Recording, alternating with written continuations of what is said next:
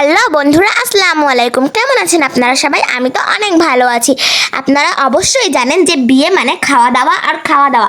সেদিন আমরা এরকম একটি বিয়ে বাড়িতে চলে গিয়েছিলাম। বিয়ে বললে ভুল হবে, এটা আসলে একটা বউ ভাত। এটা আমাদের রিলেটিভের বউ ভাত। আমরা এখানে ঘুরছিলাম, ঘুরতে ঘুরতে আব্বু বললো দেখে যাও। এবার আমি যেই দেখতে গেলাম, এবার এসে দেখি এখানে অনেক খাবার। আর এখানে জানেন বড় বড় হাঁড়িতে খাবার রান্না করা হয়। বিয়ে বাড়ি বলে কথা, অনেক রান্না বড় বড় হাঁড়িতে তো করতেই হবে। আর কিছু লোক খাবারগুলোকে পরিবেশন করছিল। ওনাদের খাওয়া দেখতে দেখতে দেখি একটা আন্টি অনেকগুলো খাবার নষ্ট করেছে। খাবার নষ্ট করা কিন্তু একদম ঠিক নয় বন্ধুরা, আপনারাও কেউ খাবার নষ্ট করবে না। আমিও খাবার নষ্ট করি না। এবার আমি খাবার নষ্টটা দেখে জানেন আমার খুব কষ্ট হচ্ছিল। তারপর আর কি বা করার, বিয়ে বাড়ি বলে কথা, কিছু তো বলাও যাবে না। এবার আমি বিয়ে বাড়ির ওইখানের খাবার নষ্টগুলো দেখে এতটাই কষ্ট ছিল যে ওখান থেকে আমি চলে আসি।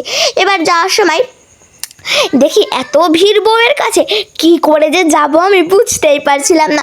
তারপরে সব ভিড় টির ঠেলে আমি চলে যাই বউয়ের কাছে।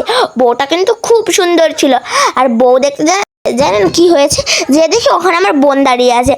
এবার ওকে বললাম যে তুমি এখানে আগে থেকে কেন এসেছো, যদি হারিয়ে যাও? ও বলে কি জানেন, আমি হারাবো না।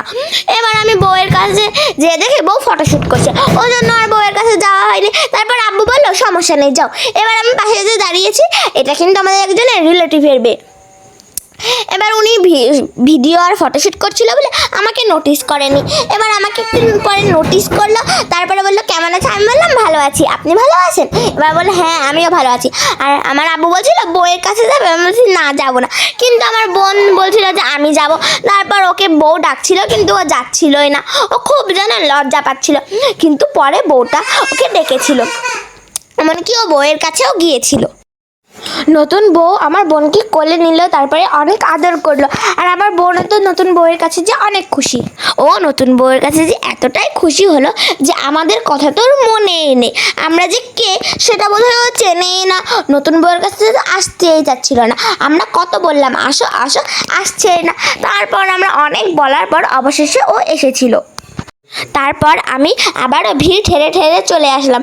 আর ভিড়ে এত গরম লাগছিল আমার, আমি তো প্রায় ঘেমে যাচ্ছিলাম। তারপর বাইরে আসলাম, বাইরে এসে এখানে দেখি ওমা, এখানে তো দেখি পানও দিচ্ছে।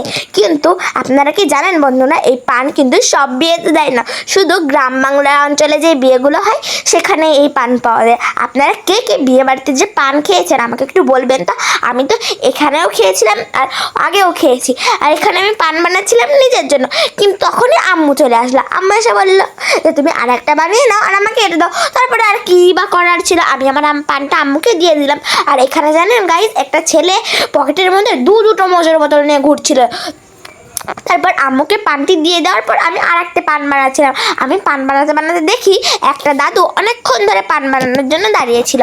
তারপর আমি ওখান থেকে পানটা বানিয়ে নিয়েই চলে আসলাম, আর খাইনি। পরে বাইরে এসে আমি পানটা খেয়েছিলাম। কিন্তু জানেন গাইস, আমি না আগে পান খেতাম, আগে আমার দিদার সাথে আমিও মাঝে মাঝে খেতাম। কিন্তু আজকে না আমি অনেক দিন পর পান খেয়েছি, ওই জন্য আমার পানটা খেতে খুব ভালো লাগছিল।